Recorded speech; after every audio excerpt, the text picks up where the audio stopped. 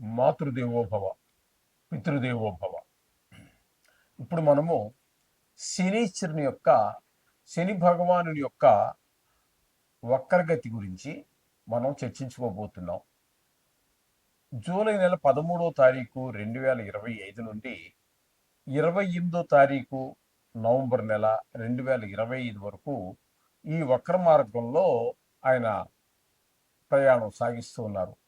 ఈ వక్ర మార్గంలో ప్రయాణించటం వలన ఏ ఏ రాశుల వారికి ఏ ఏ విధమైనటువంటి ఫలితాలు వస్తాయి అనేది సశాస్త్రీయమైన పద్ధతిలో మనం తెలుసుకునే ప్రయత్నం చేద్దాము. ఇందులో మిమ్మల్ని ఏదో భయభ్రాంతులు చేసేసి శని వక్రించేశాడు, మీకు ఈ రాశుల వాళ్ళకి చాలా భయంకరమైనటువంటి కష్టాలు వచ్చేస్తాయని చెప్పడం ఏమీ ఉండదు. మామూలుగానే ఉంటుంది. కాస్త కొద్ది ఇబ్బందులు ఉంటాయి, కాదంటలేదు. దానికోసం మిమ్మల్ని భయభ్రాంతులు చేసేసి మీ చేత వేలు లక్షలు ఖర్చు పెట్టించడం ఇదేది మా ఉద్దేశం కాదు. అలాగే కొన్ని రాశుల వారికి చాలా ఉపయోగకరంగా ఉంటుంది. అంత మాత్రం చేత మీకేదో బల్లబుద్ధి చెప్తున్నా, రాసి పెట్టుకో ఇలాగే జరుగుతుంది అని చెప్పే అంత ధైర్యం నేను చేయనండి. ఎందుకంటే మహానుభావుడు ఆ పరాశరులు వారే చెప్పలేదండి. మనకు జ్యోతిష్యాన్ని అందించినటువంటి పరాశరుల వారే నేను బల్లగుద్దుతా, రాసి పెట్టుకో, హరిహరాదులు వచ్చినా జరగబోయేది ఇదే. అంత మగాళ్ళు ఏం కాదండి మనం. అందుచేత అలాంటిది ఏమీ ఉండదండి. శాస్త్రం ఎంతవరకు చెప్పిందో అంతవరకు చెప్పడం జరుగుతుంది. ఇందులో నా పైత్యం కానీ నా కవిత్వం కానీ ఏమీ ఉండదు. మీకు శాస్త్రాన్ని అందించాలి అనే ఉద్దేశంతో మాత్రమే మేము ఈ ఛానల్ స్టార్ట్ చేయడం జరిగిందండి, ప్రారంభించడం జరిగింది. అదే మా ఉద్దేశం.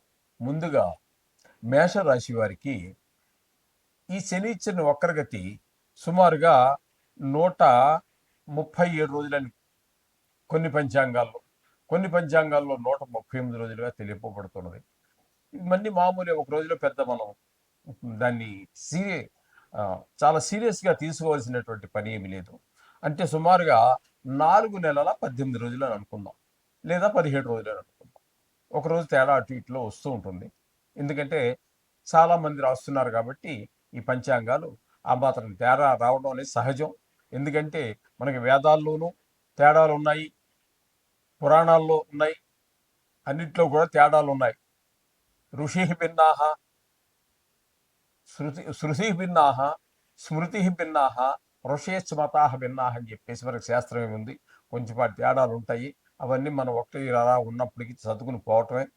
ఇది ఎవరు తప్పు ఎవరు ఒప్పు అని చెప్పి మనం నిర్ధారించడానికి అంత శక్తి సామర్థ్యాలు అయితే మనకు లేవు.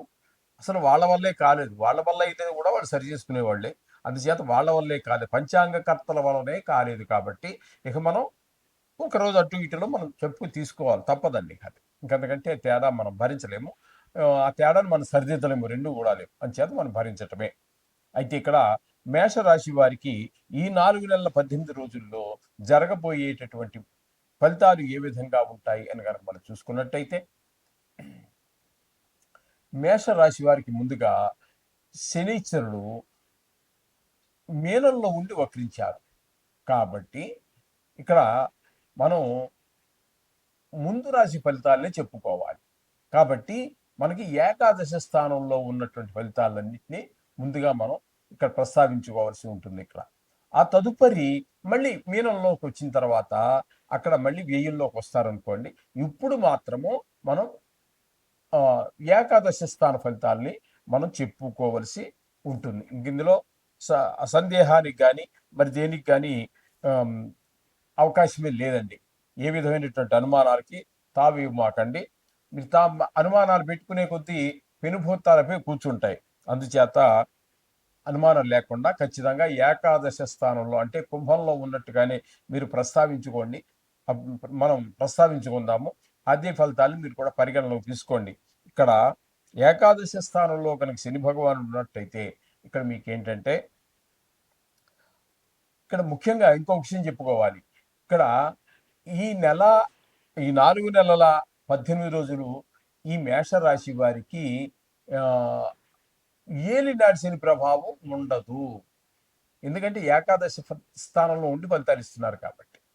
అర్థమైంది కదండి. ఈ ఏలినాటి శని యొక్క ప్రభావాన్ని చూపించరు మీకు. ఇది కొంత ఈ 2.5 సంవత్సరాల్లో ఇది మీకు కొంత అనుకూలమైనటువంటి కాలంగా మనం చెప్పుకోవచ్చు. అంటే శని భగవాను నుంచి. ఓకే. ఇక్కడ ఏకాదశి స్థానంలో ఉంటే ఆయన ఇచ్చేటటువంటి ఫలితాలు ఎలా ఉంటాయంటే ఆరోగ్యం అర్ధలాభస్య స్త్రీ పుత్ర సుఖవర్ధనం చిత్తశుద్ధి అభీష్టార్థం ఏకాదశ గతి శనౌ అని చెప్పి మనకు శాస్త్రం చెబుతోంది. అంటే ఏకాదశ స్థానంలో కనుక శని భగవానుడు ఉన్నట్టయితే ఆరోగ్యం ఇస్తాడు, అర్ధలాభచ్చ ధనలాభం ఉంటుంది, సంతాన ప్రాప్తి ఉంటుంది, సుఖవర్ధనం సంతోషం బాగా ఎక్కువగా ఉంటుంది, అభీష్టార్థ ఏదైతే మీరు మనసులో అనుకునే ఒక కొత్త పని ప్రారంభించిన అందులో మీరు కార్యంలో ఆ పనిలో మీరు జయం తప్పకుండా పొందుతారు. ఏకాదశి గతే అంటే ఏకాదశి అంటే 11వ స్థానంలో కనుక శని భగవానుడు ఉంటే ఈ విధమైన ఫలితాలు ఇస్తాడని చెప్పేసి మనకు శాస్త్రం చెప్పింది. కాబట్టి ఇప్పుడు మనం ఈ మేషరాశి వారికి మనం ఈ ఫలితాలన్నీ అనుభవించుకోవాలి. ఓకేనండి. ఈ విధమైన ఫలితాలన్నీ కూడా మనకు ఉన్నాయి. ఇక మిగతా గ్రహాల గురించి మనం ప్రస్తావించేటటువంటిది లేదు. మొత్తంగా చెప్పుకోవాలి అన్నట్టయితే మేషరాశి వారికి అనుకూలమైన కాలమే. ఇది గుర్తుపెట్టుకోండి. ఓకే. శుభం భూయాత్. యతఃపూర్వం అంటే ఇంతకు ముందు మనం చాలాసార్లు చెప్పుకోవడం జరిగింది. అసలు ఈ వక్రగతి అంటే ఏంటి అనేటటువంటి ప్రత్యేకించి కొన్ని వీడియోలు కూడా చేసాము ఇదివరకు. 10 సంవత్సరాల కిందట కూడా చేయడం జరిగింది. అది 10-12 సంవత్సరాల కిందట కూడా నేషనల్ శాటిలైట్ ఛానల్స్లో చెప్పినప్పుడు కూడా చేశాము. కానీ చాలా కాలం అయింది కదా, అందుకోసం. వక్రగతి అంటే ఏమిటి? ఏ గ్రహమైనా వక్రగతిలో నడుస్తుందా? నడుస్తాయి. ఏ గ్రహాలు నడుస్తాయి? రాహుకేతువులు. అవి ఛాయాగ్రహాలు.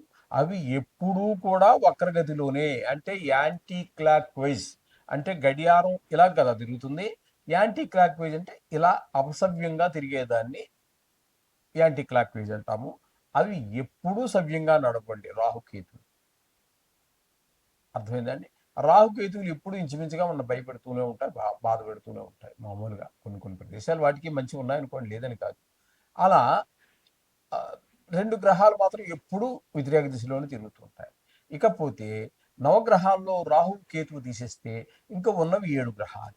ఈ 7 గ్రహాలలో సూర్యుడు చంద్రుడు ఎప్పుడూ కూడా వ్యతిరేక దిశలో ప్రయాణం చేయరు. ప్రపంచం తలకిందులైపోతుంది అలా నడిస్తే వాళ్ళిద్దరూ. అందుచేత సూర్యుడికి చంద్రుడికి రిట్రాగ్రేషన్ అంటే వ్యతిరేక దిశలో ప్రయాణం చేయడం అనేది లేదు. ఇక రాహుకేతువులు చెప్పుకున్నాము, సూర్యచంద్రులు చెప్పుకున్నాం. ఇంకా ఉన్నటువంటివి 5 గ్రహాలు. అవేంటి? కేతువు కాదు, కుజుడు, బుధుడు, గురుడు, శుక్రుడు, శని. ఈ 5 గ్రహాలే మనకి ఎప్పుడు వక్రగతి అనేటటువంటి ప్రాప్తిస్తూ ఉంటాయి. వీటిలో కూడా చాలా రకాలు ఉన్నాయనుకోండి. వీటిలో కూడా చాలా, కుజుడు ఉన్నాడు అనుకోండి, ఎక్కువగా స్తంభిస్తూ ఉంటాడు. ఆయన ఎక్కువ కాలం ఉండాల్సిన సమయం కన్నా ఎక్కువ కాలం అక్కడ 2-3 గళ్ళల్లోనే ముందుకి వెనక్కి తిరుగుతూ ఉంటాడు. అది దాని స్తంభన అని చెప్తూ ఉంటాం. అలాగే గురువును మనం తీసుకున్నట్టయితే ఆయనకి కొన్నిసార్లు వక్రం ఉంటుంది, కొన్నిసార్లు అతిచారం ఉంటుంది. అంటే ఉండవలసినటువంటి జాగా నుంచి వెనక్కి రావడం అనేది వక్రగతి అని చెప్పుకున్నాం.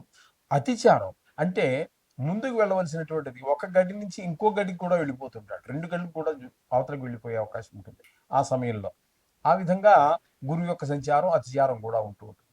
ఇకపోతే బుధుడు అనేటటువంటి గ్రహం ఏదైతే ఉందో ఆయన ఓర్బిట్ కూడా, అంటే ఆయన తిరిగేటటువంటి కక్ష్య కూడా సూర్యుడికి చాలా దగ్గరగా ఉంటుంది. కాబట్టి అదే టైం ఇంచుమించుగా సూర్యుడికి ఒక నెల రోజులు తీసుకుంటే ఈయన కూడా ఇంచుమించుగా అదే టైం తీసుకుంటుంది నెలతో తిరగటానికి.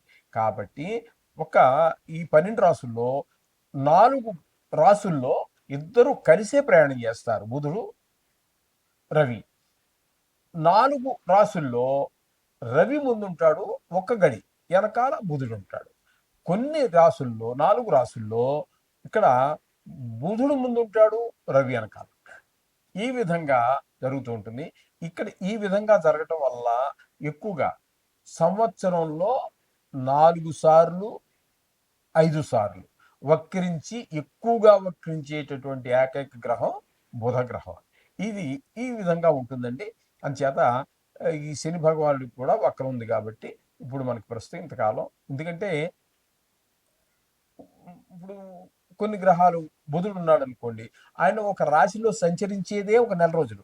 ఆయన వక్రం ఎన్నాళ్ళు ఉంటుందండి? చాలా కొద్ది కొద్ది కాలం పాటే ఉంటుంది. నెల లోపే ఉంటుంది. ఇప్పుడు శని భగవానుడు ఉన్నాడు అనుకోండి, అన్నిటికంటే ఎక్కువ కాలం శనీశ్వరుడు మిల్లుగా నడిచేటటువంటి వాడు కాబట్టి 2.5 సంవత్సరాలు ఒకే రాశిలో సంచరిస్తాడు కాబట్టి ఈయన వక్రం కూడా ఇక్కడ మనకి ఇప్పుడు ఈ పీరియడ్లో, ఈ సమయంలో ఈయనకి మనకి 138 రోజులు, 137 రోజుల పాటు వక్రగతిలోనే సంచరించడం జరుగుతుంది. అంటే వారి మహాదశని బట్టి అక్కడ ఆ వక్రించి ఉండేటటువంటి సమయం కూడా నిర్ధారణ జరుగుతూ ఉంటుంది అనమాట. ఇప్పుడు అర్థమైందని అనుకుంటాను. ఇది ఇంతవరకు చాలండి. మీరు అంటే మీ చిన్న డౌట్ తీర్చడానికే కానీ మీరు జ్యోతిష్యం నేర్చుకోవాలనే ఉద్దేశం కాదు కదా. వక్రము అంటే ఏంటి అనేటటువంటి ఒక అనుమానం వచ్చేటటువంటి వారి యొక్క ఆ అనుమానాన్ని నివృత్తి చేయడం కోసం చెప్పడం జరిగింది. ఇప్పుడు అదే ఆ, ఈ జ్యోతిష్యాన్ని నేర్చుకోవాలి అనుకున్నటువంటి వారికి చెప్పేది చాలా కాలం ఈ వక్రాన్ని గురించే 15 రోజులు, 20 రోజులు, 30 రోజులు చెప్పాల్సి వస్తుందండి. చెప్తే కానీ వాళ్ళకి ఎక్కదండి. మనం చెప్పుకుంటూ పోతాం, తెలిసిన వాడు చెప్పుకుంటూ పోతాడు. కానీ నేర్చుకోవాలనుకున్న వాడికి అక్కడ మెదడులో నాటుకుపోవాలి. కాబట్టి అక్కడ చాలా టైం తీసుకుంటాం. చేత ఇప్పుడు మీకు అర్థమైందని అనుకుంటాను. ఇంకా అర్థం కాకపోయినా ఇంక అంతకంటే